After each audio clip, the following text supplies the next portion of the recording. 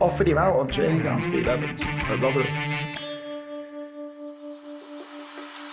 You know, I'm the only fucking player to never play a Premier League game in one season but get booked.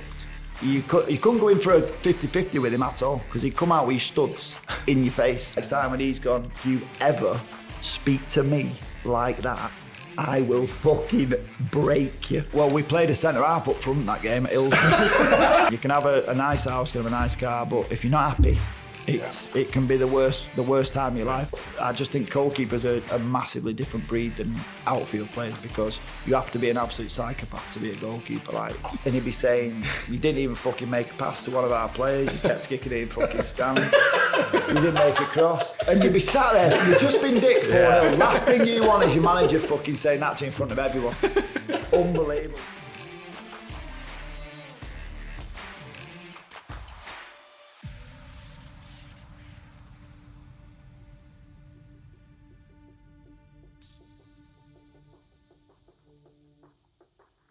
I left Bolton when I had a year left on my deal. I could have just waited it out for another year, but I didn't, because I just wanted to go and play football. So when you signed your 4-year deal then, and obviously not numbers, but when you signed your 4-year deal, because whenever you come through the ranks at a club, you always, you never, it's not like somebody's signing for £5 million, they get.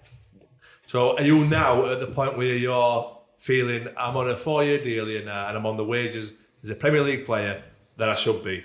Comparable with rest of squad. Like. Well, I'm valued as a squad as a squad player, and as valued at how many appearances I'm going to make in that squad. That's how I viewed it, and that's the contract they give me, and that's how they viewed it.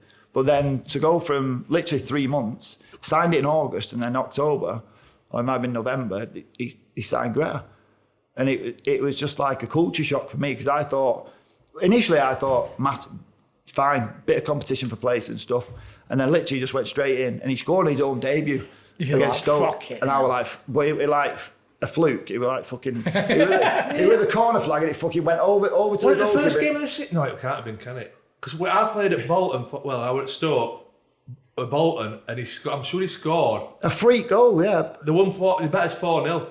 But this was the first game of the season, so this might have been the year after. That might have been the year after that, yeah. But he hit it, he put a cross in, and it looped over the keeper, hit post and went in, and he was just like, he just ran off celebrating. I thought, fuck it, I'll start benching. You fucking didn't mean what that. Chance you put your arms down, dickhead. Fucking hell, player.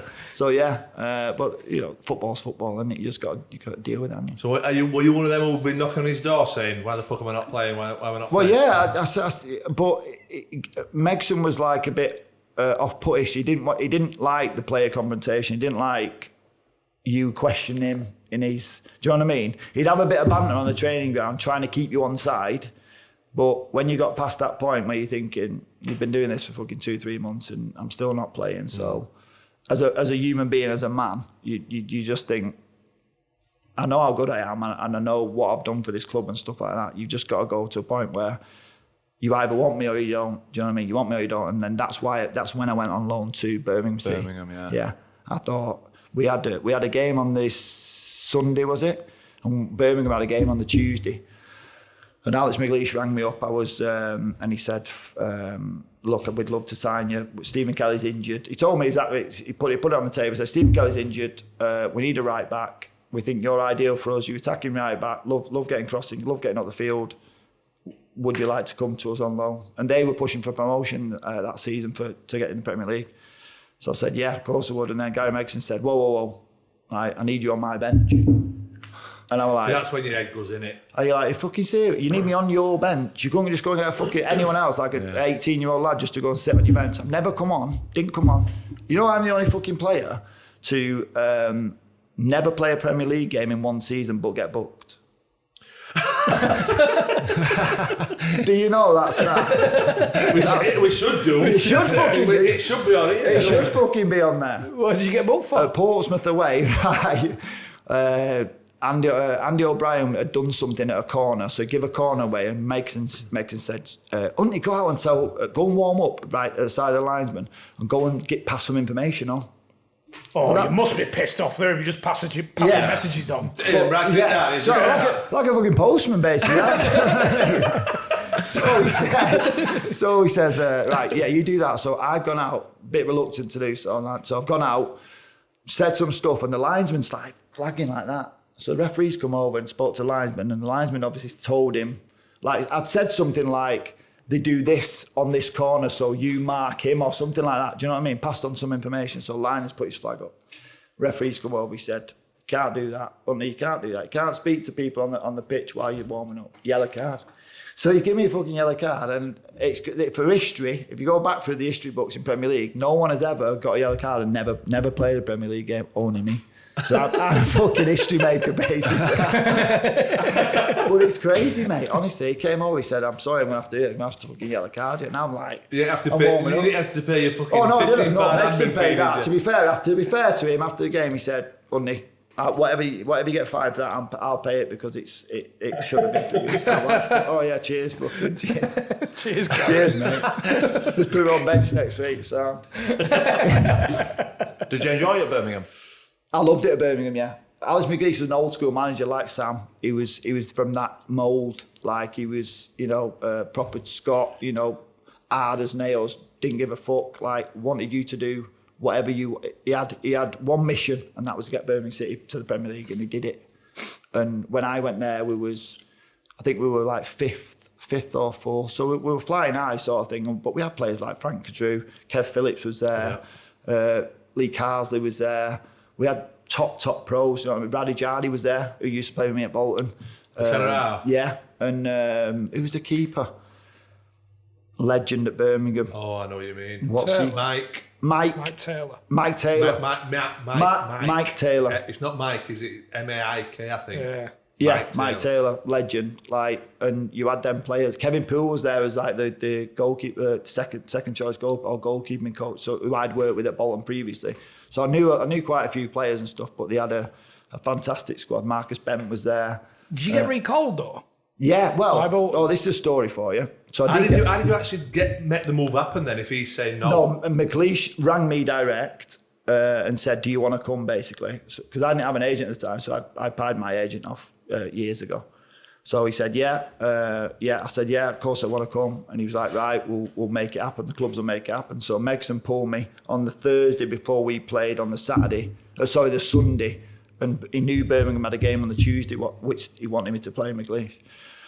So he said, "Yeah, Birmingham City have come in, but I'm a bit short for I need you in the squad. I need you." And I was like, "I'm not played at all this season. You just want me to sit on the bench." Yeah, but see how you feel after the game Sunday. This is what he said to me. See how you feel after the game Sunday. So I thought, what? See how you feel. So literally after the game Sunday, I rang Alex McGleesh and said, I'll be there tomorrow. Sam Ben still feels I'll be there tomorrow. In the watching that 90 minutes is made no fucking difference. My decision wasn't at all. So he said, I'll be there Monday. Booked me in the hotel. So he booked me in the Radisson Monday. Stayed Monday night and played Tuesday. And then I stayed there for 2 months. And he called me back, Megson, because Steinson had an injury.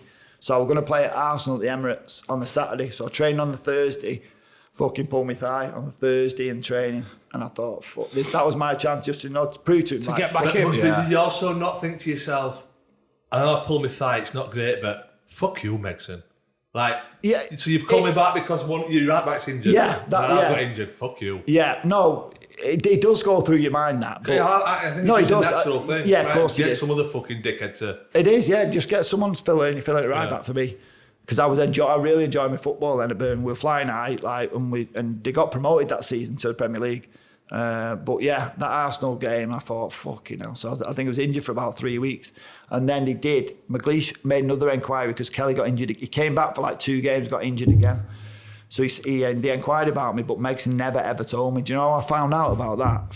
I think it was either through Lee Carsley or someone else associated with Birmingham.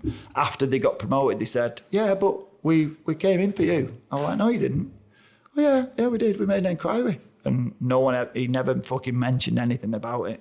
And that's what really pissed me off, because he never said. I could have gone back and played the last 2 months and got a Premier League medal, promotion medal. Yeah, signed you. Yeah, but it could have happened. That's what could have happened, but he never never mentioned anything about it, which really pissed me off. So when you went to Derby the season after, have you left Bolton now?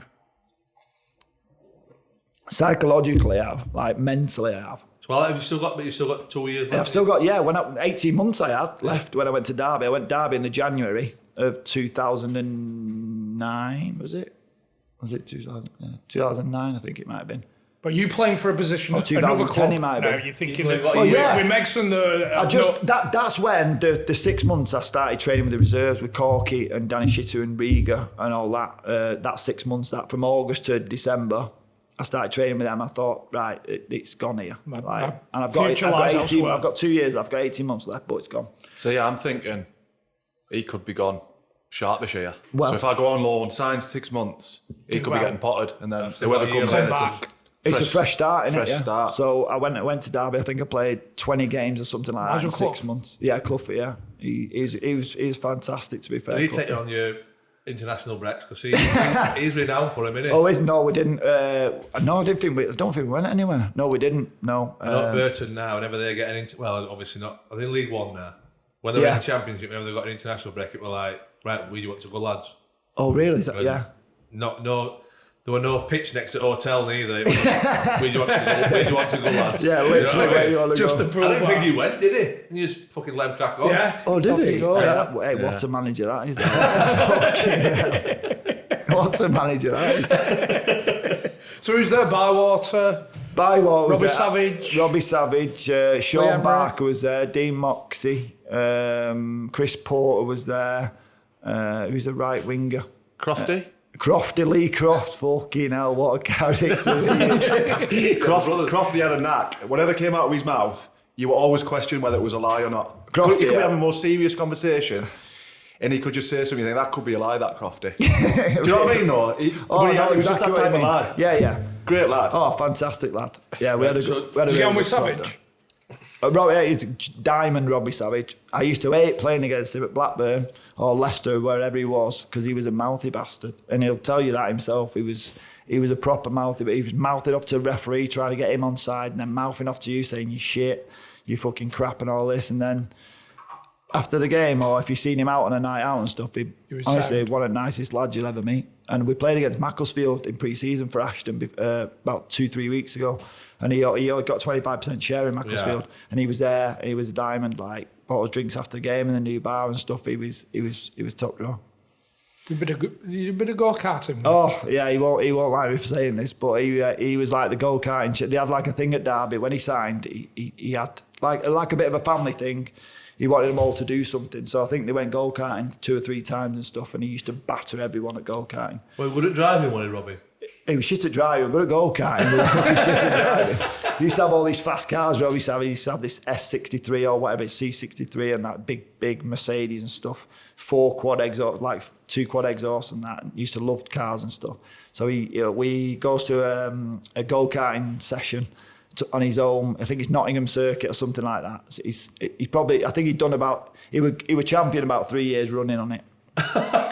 So we get Robbie Savage go-karting he was, yeah. And used to just on that podium, a little picture of him with a little trophy. Bowser second. Donkey Kong third. He just turned up to go-karting with a big bunch of bananas. In a red shell.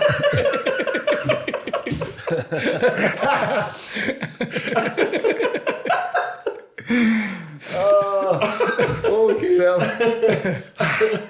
Right, so anyway, we get to this Nottingham circuit, and it must be like an international circuit because they're all like lorries of like, you know, the car, like the Formula 1 lorries, but for karting, that were all lay up. There must have been a big karting thing on the next day or the day after, so a proper circuit, proper outdoor circuit. So we've got all gear on and that, and Robbie's giving it large. Yeah, I think it's about 10 of us racing. He's like, yeah, I'm not been beat for like 3 years. Just an inevitability. So we flies around this track. Done about, I think we did 20 laps. So we're on about 18th lap. 18th lap. Robbie I can't believe you know this story. Yeah, but I can't forget it because every time I see him, I'll always remind him of it. You see, and he'll fucking hate it. So we get strapped. Yeah, but 18th lap, 2 laps towards the end, and I'm in second, and he's in first. and he keeps looking over, he keeps fucking looking over his shoulder with fucking Stig helmet on and that. So on this, You couldn't remember who played right wing for Man United on your debut. We're on 18 fucking correct. My memory's vague at the best of times, but when things like this, I need to remember him because when I do meet him eventually, again, Robbie Savage, I need to like pester him, peck his head, that remind him of it where he's fucking been shy at goal karting. So anyway, he gets a fucking 18th lap, and I pass him.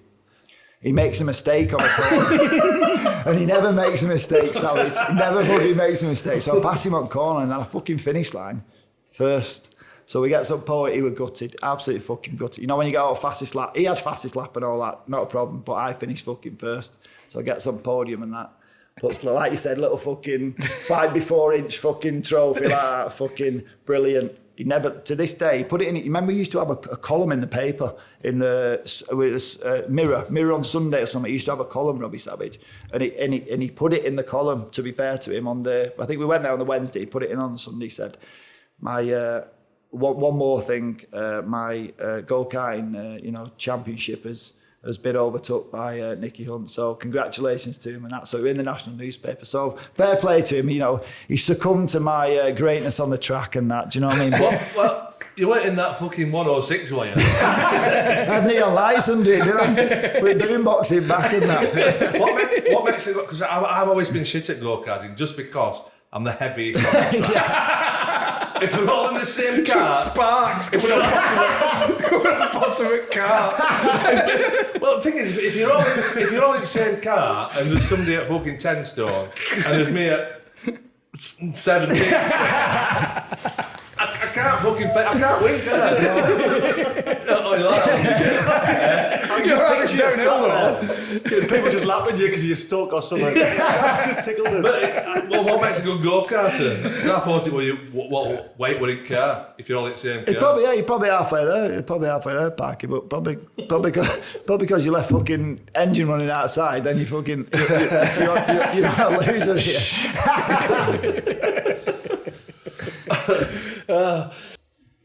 So, before we go back to Bolton and then Bristol, you're on about characters. Talk us through Stephen Bywater. As a man or as a character? There's two. I think he's a great. I think there's two sides. There's two sides to him. There's a man and a character, I think, because he was a diamond in the changing room. He was a diamond. Like he'd do anything for you. Proper nice lad. Make you coffee in the morning. Anyone want tea? Anyone want coffee? But then you go out on the training pitch and he'd just like flip. Like, he'd just be, you couldn't go in for a 50-50 with him at all because he'd come out with his studs in your face. he'd come out, catch a ball, your studs would be in your face. You know, if you went for an header, your studs would be like chopping you in your face and he'd be like, oh my God, I'm staying well away from Bywater. And he never, we used to do shooting after training at Derby. He never stayed out, because he used to let the young Irish keeper stay out and do shooting with us. I don't know why that was. It probably maybe he didn't want like lads scoring goals past him in training and stuff because every time a goal went in, it'd be anyone else's fault other than his. Yeah. Do you know what I mean? But I just think goalkeepers are a massively different breed than outfield players because you have to be an absolute psychopath to be a goalkeeper, like psychopath, like seriously. And he was no exception, and he was just. On a day-to-day basis, it was a laugh a minute because you never knew what Bywater was going to turn up. No, you never knew which one was going to turn up to training or even games and stuff. Which one did you prefer? Neither. No, he's a great lad. He's a great lad, Stevie Bywater, great lad. So did you go back to Bolton? I went back to Bolton. Owen Coyle. Gary Mason got sacked. Was quite a good day for a few of us. That, do you know what I mean? So are you thinking now? I've still got a year left, or over a year left. I might get back in here. Of course you are. I think the lads that he'd frozen out, because he'd frozen a lot of lads out, were thinking exactly the same thing. I think before Coyle got appointed, I think Steve Wigley took over with Corky, and he said, "Look, everyone's on a fresh slate here." He involved everyone in the squad for the few games. We had Arsenal away, we had a couple at home. Until Coyle came in, and then it was the end of season then. And then we went away for the summer, came back, and Coyle was there. And to be fair to Coyle, he was really honest with me. He said, look, you're not in my plans. So I said, yeah, fair enough. But he was like he said, if you want to go to anywhere else, I'll try and make it happen for you. I'll put in a great reference for you. You've been fantastic pre-season, played in games. You've been not no hassle, but you've been a real model professional. You've not been fucking it off. You've not been like, kicking your feet and, and to be fair, I think he got me my move to Bristol City really because I think Steve Coppell must have rang him up and said, look, what's he like? And he must have said, yeah, he's a diamond, like he's great, but he's just not in my plans. So I think that's where my move to Bristol City escalated. Really. So did you walk out on your contract then? Yeah. I just said, look, I've got 12 months there, and obviously there was a financial package, but it weren't nowhere near what I was on. Right, so I just said, look, I'll just, as long as I can get this move Bristol City sorted, I'll leave. Yeah. So it saved them money, and do you know what I mean? So, Do you think you did that because it was Bolton? I just think I owed them a lot. The whole club, not necessarily the manager, or I just think I owed the club because they give me my break in But you first can flip team that the other way as well and say the club owes 9 solid years through the Premier League. But I don't think I thought like that. I just think I thought, if I'm not wanted, and he's told me I'm not wanted. When Megson never told me I weren't wanted, he always wanted me around, you know what I mean? Like, just on the bench or here and there. But when someone, like, honest with you, sits you down in front of him and says, look, you're not for me, but I'll do everything in my power. And he was on the phone to the chairman. He said, look, Nicky wants to leave. We've got a club in for him. Can we make it happen?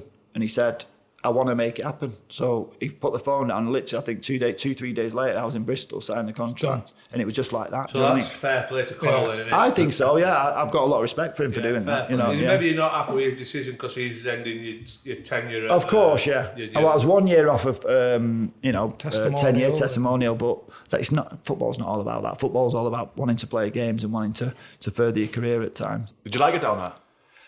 Bristol as a place was fantastic. Like, the people were really, really nice and stuff. But my how do I put it? My time down there was not one of the best of my career. Purely because of, I think my performances for the club weren't up to scratch. I'll be brutally honest with you. It was nowhere near what I should have been performing.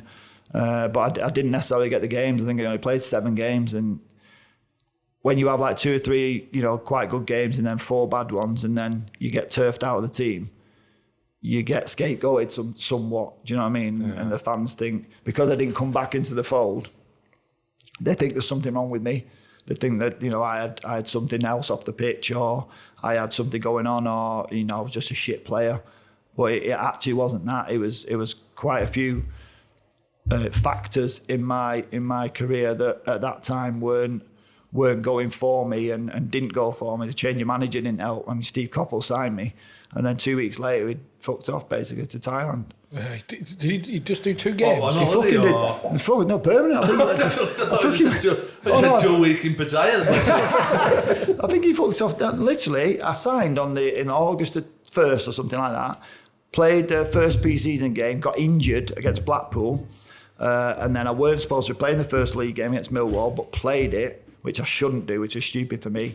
Didn't do myself any justice. Lost 3-0. Played Southend in the EFL Cup first round. Lost 4-3 there, and he walked out after that game.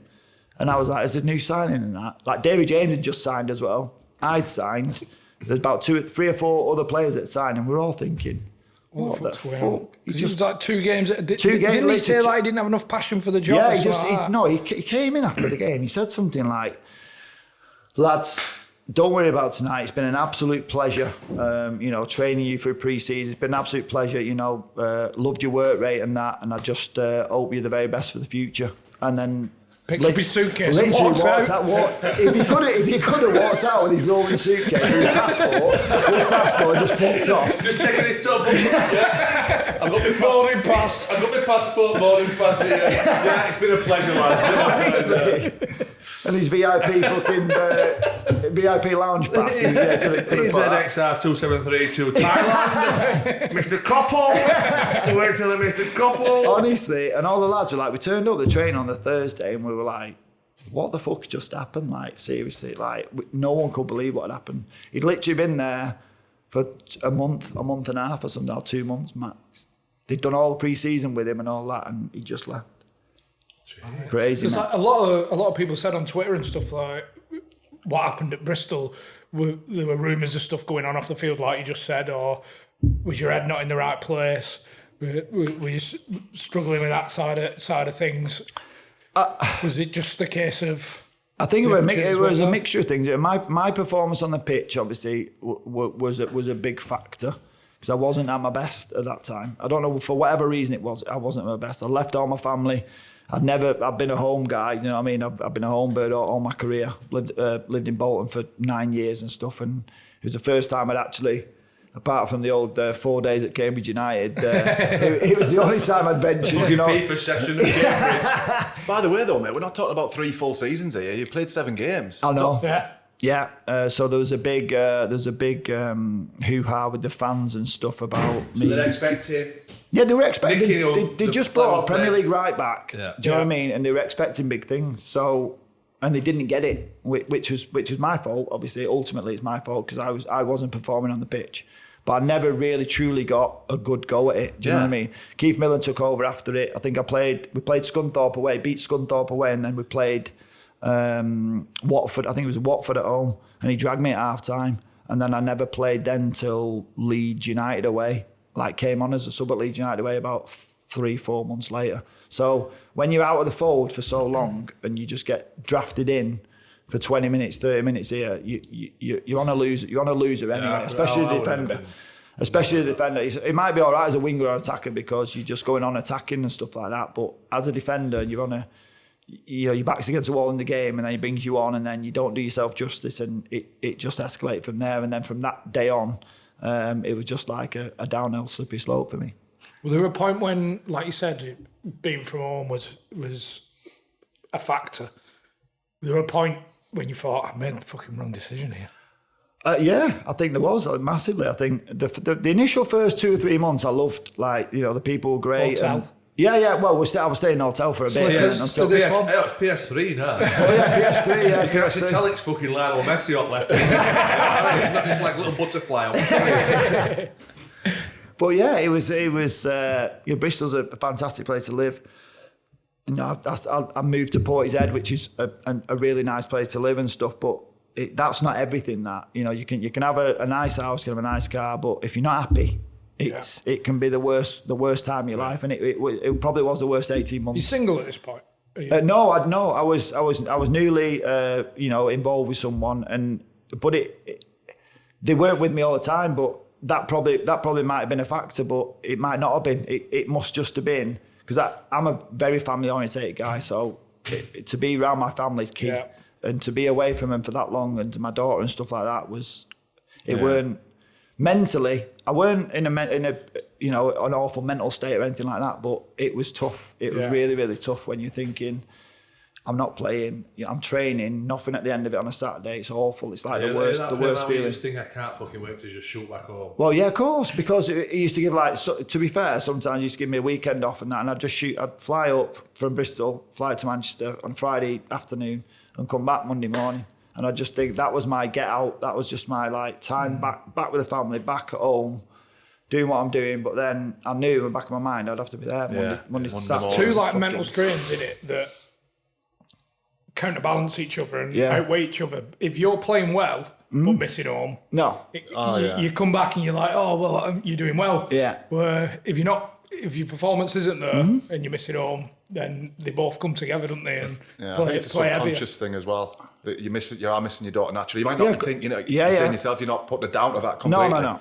But it's a subconscious thing where something's not quite right. Yeah. Your football gets affected. It's just a vicious circle, isn't it? Of course it is, yeah. But ultimately, it's on my shoulders that I didn't perform for Bristol City Football Club, and that's what everyone else, that's what the fans will see, and that's what all the outsiders will see. I think it's a bit harsh on yourself. I think if there obviously is other factors. And there's only 7 games, Johnny. 7 games. If it's 50 games, I think you can't say, shit for Bristol. Like, that's not the be all and end all. If there's other stuff going on in your shit, you can't just say I was shit for Bristol. But you might not play well for Bristol, but there's obviously other factors in it. Yeah. But I just like I said before, I don't think I got the time or the time to perform to my abilities because I don't think I only played 7 games in there. And for anyone, it doesn't matter who you are. If I'd have played 37 games, I'd have been shit. The 37 games, fair enough. But it's just such a small, it's like an 8th or 7th of the season or something like that. And that's the only time I got to prove my worth for that football club. So when you left Bristol, are you like, right, who in North West or surrounding areas? So you had a year left, so you just terminated. Yeah, I think I went to January, so I had 6 months left, but they went abroad pre-season Bristol in the July, and he didn't include me, so I knew then my time was up. But it took literally 6 months to not get out, but just find, because I wanted to move back up north, like you said, I wanted to, and it was difficult. I couldn't really. I was talking to Wigan, like all the local clubs, and then we ended up with Preston. One of my mates knew the coach at Preston, John Drew, and he was there, and he said, just come in, because Westley just recently took over, and he was looking for players, and it was a time when Clark Carlisle had just had a bit of a blip. He just had mental health, maybe a bit of mental health problems and stuff. Great guy, but it was at that time when he was looking for defenders, and I thought, right, well, let's just go in and go training, have a bit of a trial sort of thing, and see what materialises. And luckily for me, he took a gamble on me, and just, well, not a gamble, because my pedigree from there is fucking mad. I think you're half doing yourself down here. So 12 months ago you've left Bolton, and for the previous 7 seasons you've played all that in the Premier League, all them games in the Premier League and that, right? And then 12 months later, you're having to go on trial at Preston. Yeah, in that's League fucking One. Madness, isn't it? In League One. Really, when you think about it. Yeah. Break it down like that. You've had a shitter of a year at Bristol, right? Fair enough. Everybody has it. Yeah. You had quite a lot of shitty years. Carry on. That's not fucking go-kart. That's me getting that fucking go-kart. So basically, you've gone from, in that short space of time, it's mad how it went from, you've been having a year left at Bolton, to then 12 months later, you're on trial at Preston. Mm-hmm. That's fucking, like, in football, that's madness, football isn't term, it is crazy, because, but me, myself, I'm harsh on myself, because I know how good I can be on my day and stuff. So when you say, oh, you've been a bit, but that's how I get better. Do you know what I mean? I'm the same because I'm coaching now. I'm the same as if I think to myself, I put on a below par session, then I'll impact myself on that. I'll talk to myself and I'll say, this could have been better, this could have been better. But when I do a good session, it's fine. Do you know what I mean? Done a session. Yeah. Do you know what I mean? Yeah. An actual proper session that I can be proud of, because it's about personally being proud of yourself, basically. No matter what you do, out of football, in football, and that's what I focus my whole entire life on, basically, just being proud of yourself. And when you say, I know why you say it, but I'm harsh on myself because I know I can be better. That's the only reason why I do it. I don't put myself down by doing it. I know I can do, know how good I can be, and I know how better I can be, sort of thing. And because obviously he's had a bad crack of the whip on here, Westley, but because you were playing, could you oversee all that, like just let all the other stuff go? Yeah, because one thing I wanted to do, because I was back home, so my head was right. Do you know what I mean? And 2, I was playing games Saturday, Tuesday. You were back at home. You were still fucking leaving at 7 in the morning, and getting at fucking 7 at night, weren't you? With Wesley. Oh, Jesus! So and the rest. You were at home, but you weren't fucking there. Yeah, but I was in the north of England. I was in the north of England, wasn't I? I was in the northwest, weren't I? Do you see? Oh, but yeah, they were long days. Jesus Christ! I was in at I think it was 8:30 in. Breakfast 8:30, starting the gym at 9 with Dino Manrio, who's at Burton now. Hey, fucking hell. Fucking hell, fucking hell, what the fucking hell are you doing? Fucking hell. While he was doing biceps curls and eating dumbbells for breakfast. Fucking hell. Mate, Dino Manrio. What a guy. I think he's a lovely fella. Oh, he's a great fella. Oh, I seen him on the weekend clapping the Burton fans, and he's on his assistant manager, and he's fucking like, and they're all like, Dino. And he's like, with massive muscles, yeah, Dino. Dino. He's loving life, like, yeah, but fucking hell. Yeah, they were long days, 8:30 in. So we used to meet at 7:30 at the Watergate pub. Me, Andy Gray, Scottish right back. David Gray. Sorry, why am I getting first name wrong? I'm asking about David. David Teal instead of Gary Teal. So yeah, I met him. There's about 4 of Bothroyd. What was he called? Chris, not. Yeah. Another striker. There's like 4 of us that met, car schooled, straight from Watergate, straight to Preston's training ground, and then came, stayed there 8:30, breakfast 8:30, train in the gym at 9. But Westley used to join in on these fucking gym sessions in the morning, you know, like the press-ups and sit-ups and all that. But he used to do it with a wet top and then a jumper over, so he'd sweat like fuck and drop all his body fat and stuff. So he used to be pumping like that for half an hour. He used to do both sessions, so we used to have a mini gym session and a mini like core session with Westley. And they used to swap over. And he used to do both sessions for an hour. He used to do an hour of just like fucking pure like biceps. Yeah, he used to come and stand on your back and you're doing press-ups and all that. Yeah. Put your bum down and you stand on you like that and you just cave in and you say, fucking weak as piss. And you're like, you're fucking about 20 stone, you daft bastard. And you're only 5'6", you're about 20 stone. Everyone's going to cave in when you're standing on my back, aren't you? But yeah, and then we used to do training in the morning, half 10 till like 12:30, lunch for an hour till 1:30, bit of video analysis, and then outside about 2:30 till about 4:30. And then you'd go in, and you'd make you eat some fruit or something or yogurt before you went home. Like, you were proper into that. And we used to get home at like 6, 7 o'clock at night from 7:30 in the morning. He used to have his sheet on the wall. But Newport had a sheet on the wall, right? So you were in a team for the week. So whatever you were doing, you were in a team for the week. So if your team won, like the 5-a-side competition or whatever, you got points, marks. Right. And he would pick the team for the Saturday on who got the most points through the week. I swear to God, at Newport. You're not at your place? Nah. But Preston. He used to do analysis after the game where he used to mark you out of 10 on the fucking, he used to mark it on the whiteboard. You used to put your names, and then you used to get in after getting beat or winning, and he used to put a mark at the side of your name and tell you why you got that mark in front of everyone. Like, so you could have had a shocker. But you were getting out at, you were at 6, weren't you? Yeah. Honestly, that's what he did. So if right back was shit, right? For instance, right back was shit. But he'd been in team with 4 other good players, 5 other good players. So he'd play. Yeah. Because he'd been in winning team all week. Yeah.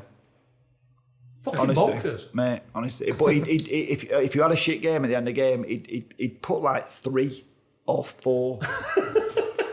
And you'd be thinking, fuck. And he'd be saying, you didn't even fucking make a pass to one of our players. You kept kicking it in fucking stand. You didn't make a cross. And you'd be sat there, you've just been dick 4-0. Last thing you want is your manager fucking saying that to you in front of everyone.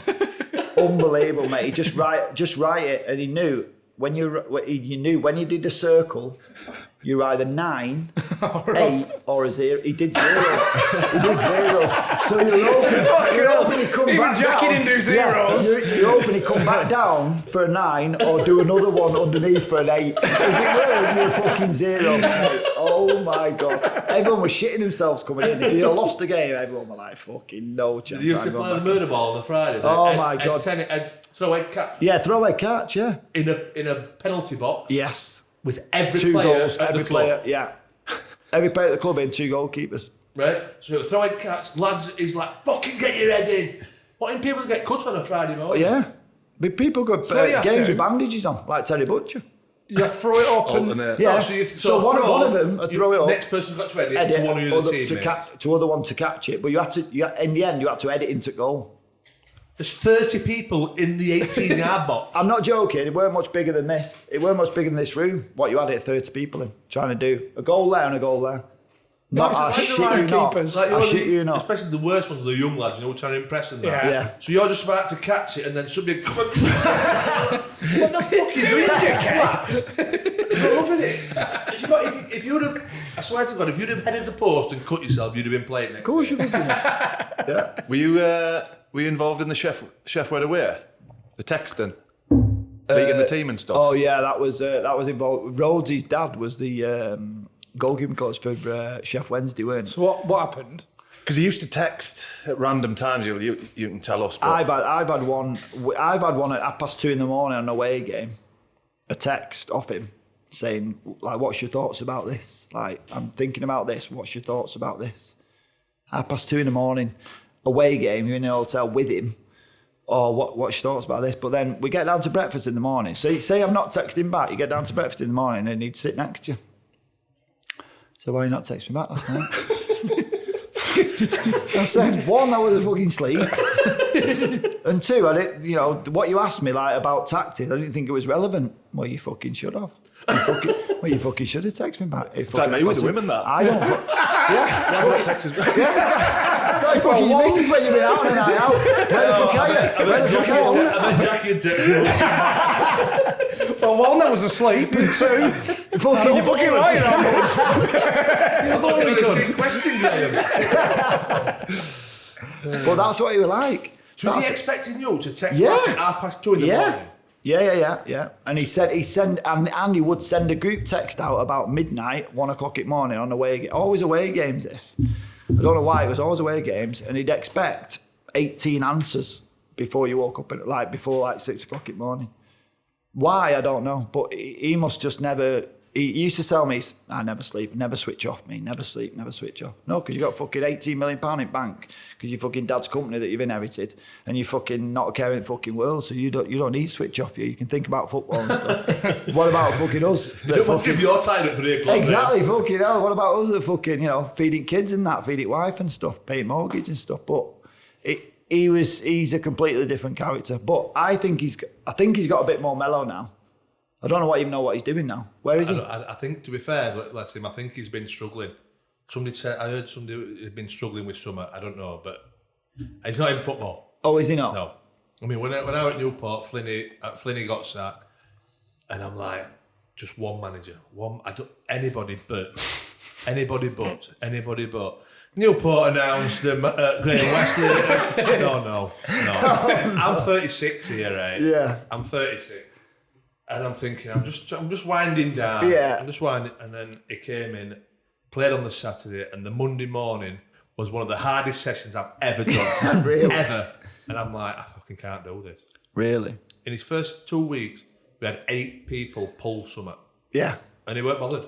Oh no, he weren't fucking. If you can't run, you can't fucking play. Yeah. That's his fucking motto. Fuck it, we'll put somebody else in. Well, yeah, Andy Rhodes had obviously he used to be at Preston. Yeah. But he'd heard that he was a paranoid wreck. I don't know what the score was. Well, we played a centre-half up front that game at Hillsborough. So it must have been Preston nil. I think it was about 3-0, Sheffield, but we played centre-half up front. Brown, Aaron Brown, I think he was called, Aaron Brown, 6'6", he was, centre-half. But Westley had it in his head that their 2 centre-halves are weak as piss. So we'd play a centre-half up top. We had fucking Jamie Proctor, Ian Hume. We had proper goal scorers in our team. Nah, we'll put a centre half up top. We'll fucking go long and we'll fucking get the bits. I think we got Dick 3-0. Fucking Hillsborough. That was, and it got leaked. Came out that it got leaked, the team, and I think we had a meeting. I think it was straight after the game in the changing room. He said, "Right, listen, lads, someone's leaked the team to Chef Wednesday." He was only joking though, wasn't he? No, he was fucking deadly serious. No, Rhodes, he was only joking. Oh, yeah, but Wesley was deadly serious. Wesley was fucking deadly serious. Because he must have gone into the staff room, and Rhodes obviously said to his staff, "Watch this," and he's just gone, "We knew your team." Yeah. As a wind-up. Did nobody say, I don't think the team being leaked's the problem? No. Graham, it's the fact that we've got a centre-half up front. Honestly. We've got the right wing next, Graham. If you go back to the team sheet that day, Aaron Brown, centre-half, up top on his own. 5 midfielders. On his own, 5 midfielders. 3 of them were sitters. So you literally had Aaron Brown up top with 2 wingers, innovative wingers, and then back 4. It was madness, honestly. The way he thought about stuff was absolutely mental. Funny, you've gone from Westley to another character, Stevie Evans. Oh, Mr. Steve. I imagine Steve didn't join in both gym sessions. I bet he joined in the breakfast and the fucking dinner session. He used to have a coffee and a cake in David Lloyd before we went in. That's what he used to have. He used to have his eyebrows done. He used to go for his eyebrows done before a game. by these two birds. I don't know. He used to get pictures taken with them. He used to do like he had a thing about his eyebrows where they had to be pristine. And honestly, it all came up on the website and like social media and stuff about Ste Evans had been in bright red beetroot face, and then his eyebrows were pristine, like honestly, like a bird's. Like a little bit string on that. Yeah, like a bird's eyebrow. He spent about half an hour, like must have spent 60 quid on it just before every game and stuff like that, pristine eyebrows and stuff. Mental, mate, honestly. Did he used to have eyeliner and all? I'm sure I've seen somebody that. said that. He had eyeliner, did he? I've never seen him with Yeah. eyeliner, but I knew he had his eyebrows threaded or whatever it's called. But he was a fucking hell, he was a character. Can you see why he gets success though? Oh, because he fucking goes to teams where he just, if he don't like the 11 players, he just goes and buys 11 more in January. That's what so he he did at needs Rotherham. money. Oh, mate, at Rotherham, he signed, fucking hell, here we go, he signed me, fucking hell. And then after another 6 games, 7 games, went and signed fucking 10 players and got them promoted. But From League 2 with it? Yeah, and then did it again in League 1 and got them promoted again into the Championship. I'm sure he took him to the Championship, Ste Evans. Yeah, I think he did. But it was because he must have spent, I'm not joking, millions, and that was in League 2, League 1, millions, because the chairman's got an infinite pot of money. Like, he's a very rich, wealthy guy, the chairman. But he's the same at Gillingham. I think he can bring in, not whoever he wants, but do you know what I mean? He's not a Morecambe, or no disrespect to Morecambe or an Accrington Stanley or anyone like that. Not to fucking, like, Grind it out. fiddle and grind it out. But he never goes to a team like that. His next team after Gillingham will be someone who has money, guaranteed. But he used to have a drawer. He's diabetic. He had one drawer here full of pens and shit, and he had one drawer here full of Mars bars, Twixie, Snickers, fucking all that for like a dairy milks and that. Honestly, it was madness. It was fucking madness. Fucking madness. You remember just like put pen drawer and went to wrong. I'm at this chunky kid. That's how I book it. I'm up and draw now. Fucking. Rainer passes that pen. You don't believe me. Sent him a contract with a Mars bar. Man, you've sounded that. KJ, earlier. Couple of Twixies there under that seat there, giving me. I'm going to offer you that 2-year contract and help yourself to tuck shop. Crack on with tuck shop Fucking brilliant. Yeah, I mean, he just always looks angry. He is, yeah, he's high blood pressure.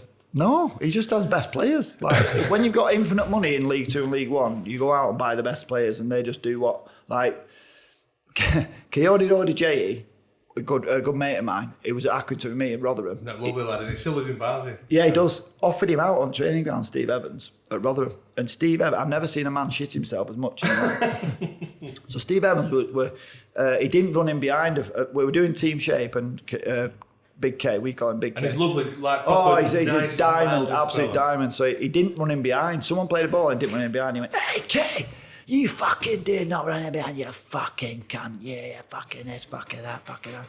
And K's gone, "You what?" And we started walking towards him. So we've just gone,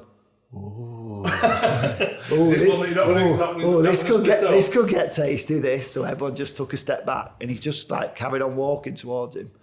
And you see Ste Evans going, no, it's all right, it's all right, okay. Stay up there. Next time, just run in behind next time, And he's gone, "You ever speak to me like that, I will fucking break you."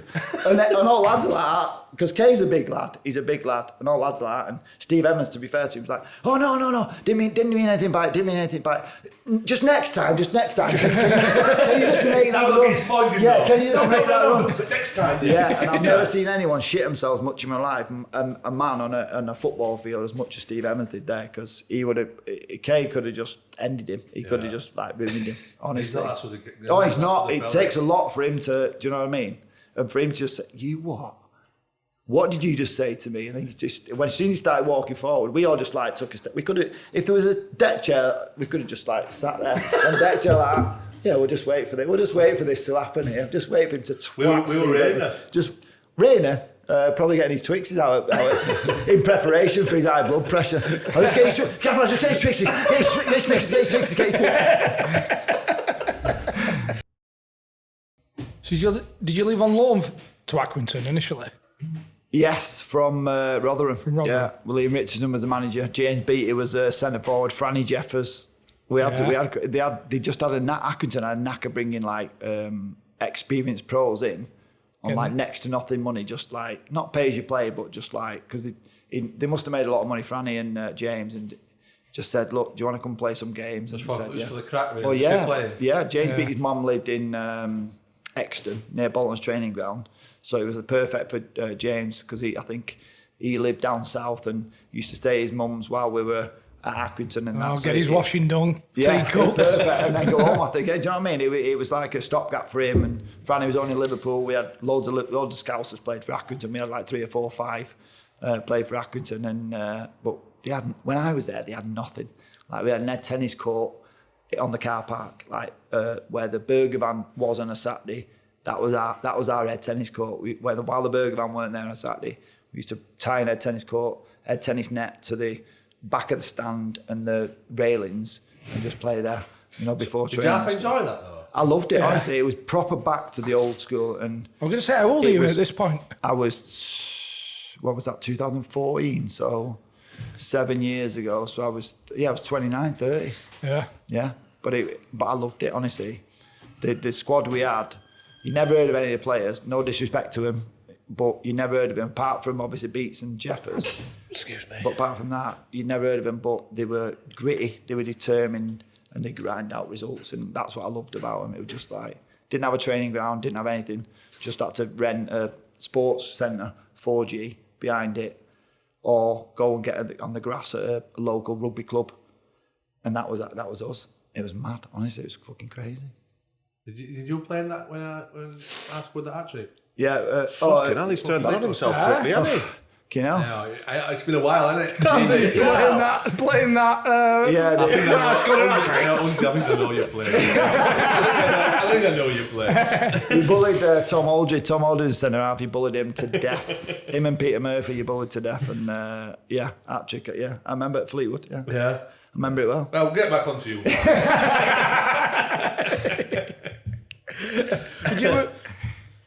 Would you say like you were happy at Accrington? Massively. Comparable with Bolton?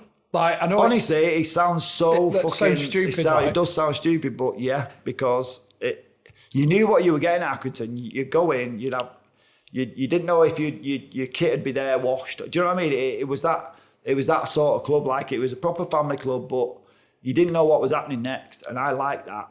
Although I had the stability with Bolton and your kit man was there, your kit was laid out, this, that.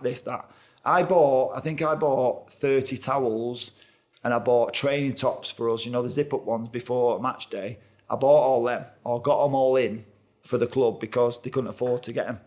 They could afford towels, but they were like 6, 7, 8 years old, do you know what I mean? So I went out. There's been a lot of fucking shit on them. You know what I mean? There's been a lot of fucking Gary Glitters fucking wiped. You know what I mean?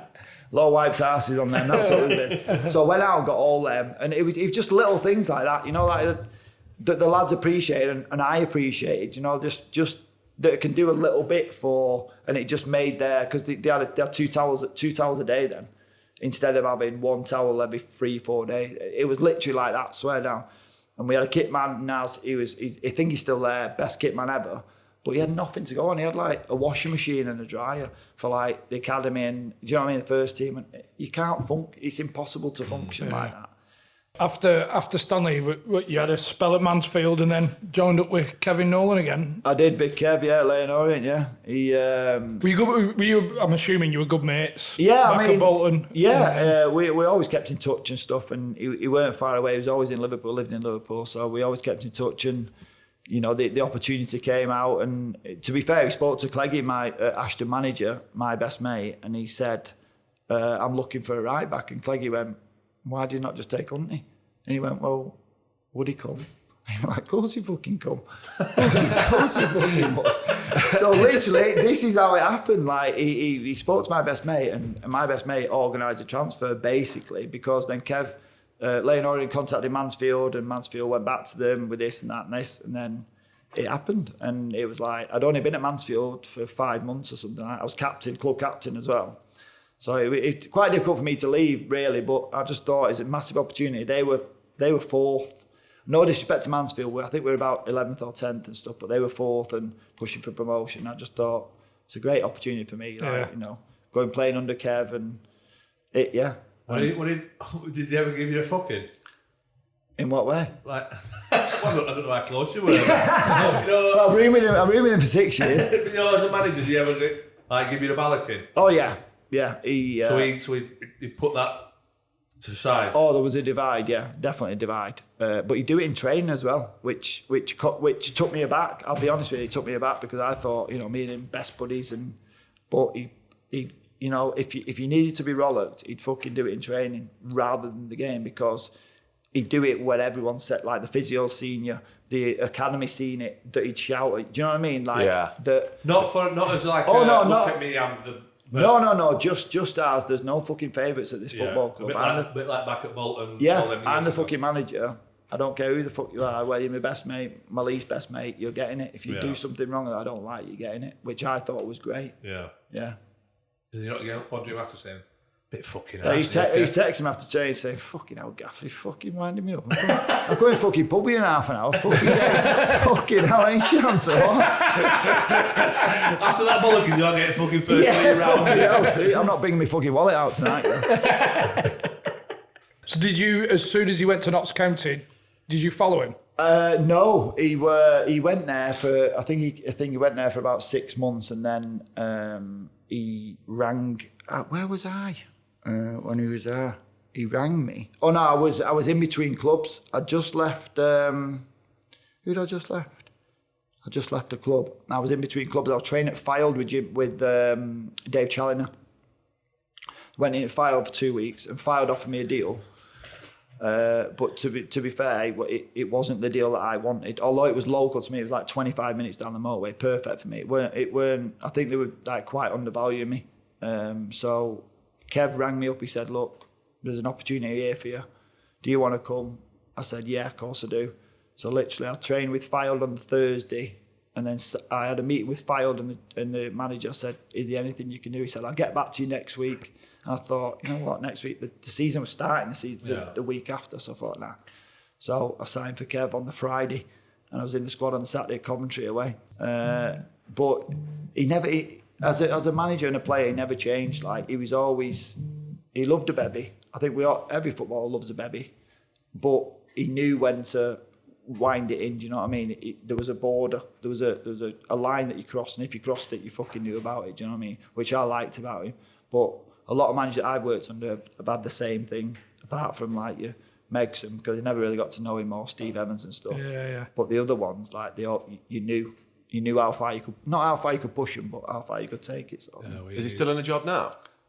Kev Nolan. Is he still in football? He's at West Ham for his team coach. Right. Under Moyes. Yeah, he's been there 3 years now, so he's quite loving it really. And I thought he'd miss management, but he's doing really well. When Kev left Notts County, did you leave at the same time? No. I left. When I left about 3 months before he left. Like he didn't re-sign me purely because of like financial status and stuff. I think the chairman half thought that they didn't go up that season. They lost in the playoffs to Coventry 2 legs. And I think he thought, I pumped so much money into the club, then I'm not really prepared to do it in the second year. Is that the one who got caught with his cock out for? Yeah, that's it. What a guy. Yeah. I tell you, it'd be a nice meeting. Jackie. Him and Jackie have got like a fucking house on fire. Yeah, that's him. Yeah, that's exactly him.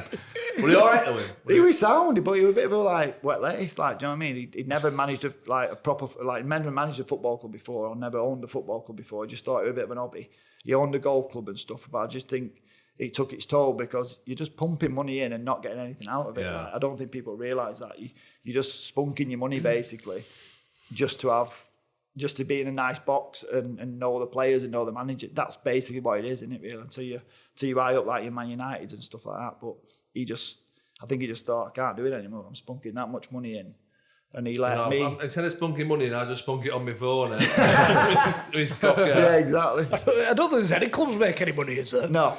Barcelona can't afford Messi. No. If they can't afford to keep anyone, exactly, they've won everything. Exactly. If they can't make any money, who can? Exactly. Yeah.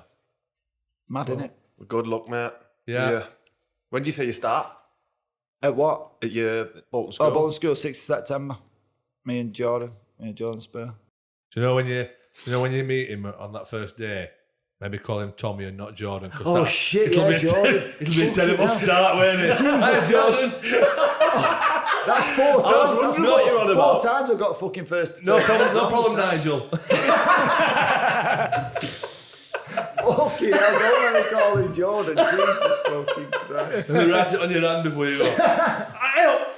Tommy. Well, best of luck with the new role then. Oh no, thank you. September. Yeah, thanks, gents, for this. Yeah, And the player coach role, you might get more than games than what you think. I know. You just don't know, do you? So you have to get rid of that fucking belly. Fucking hell. Lockdown fucking belly. Yeah. You won't be getting an iron off Jackie now, I tell you. You might struggle for a 69 on Jackie and a 9. No, cheers, mate. I appreciate it. Fucking brilliant. Honestly, It's thanks fucking for brilliant. coming on. Yeah, fucking brilliant. If you want anyone else, if you want any like references to anyone else that you want to get on, I can always, honestly. Give us a list. Yeah, do you know what I mean? Because I've got some good pals of mine that'll gladly come on and tell a few good stories for you. Yeah. Class, mate. Happy days. That's not a problem. Right, let's have us pizza, eh? Let's get your fucking food in.